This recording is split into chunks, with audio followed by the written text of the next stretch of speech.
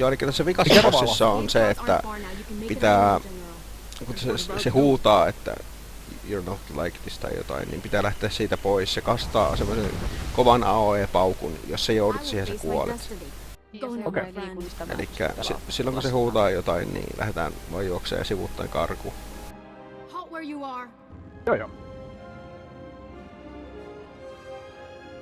I'm going to kill you, lady.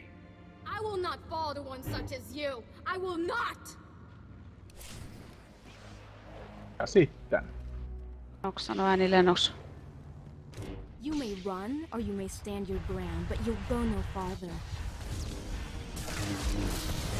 Millainen ilmoitus siitä tulee, kun se Nyt. yrittää avautua? Aha, okei. Se vetää meidät kaikki tonne keskelle.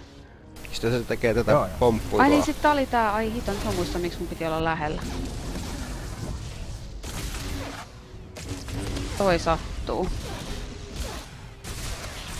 You aren't going to win this. Nyt taas I juokse. swear it.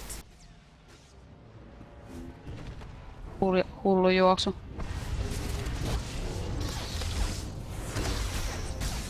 Ja nyt.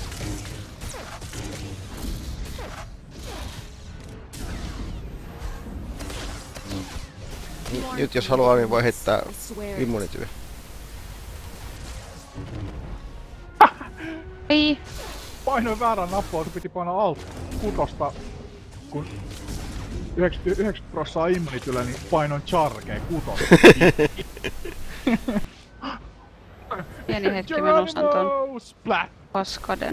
Mä aina kikkailen tässä, mä heitän se immunity, kun se on lähellä kuolemaa. Näin, se on hauska. Kun ne on hauskasti päällekään samassa nappulassa, mä voisin ottaa screenshotin tosta, mitä toi tee.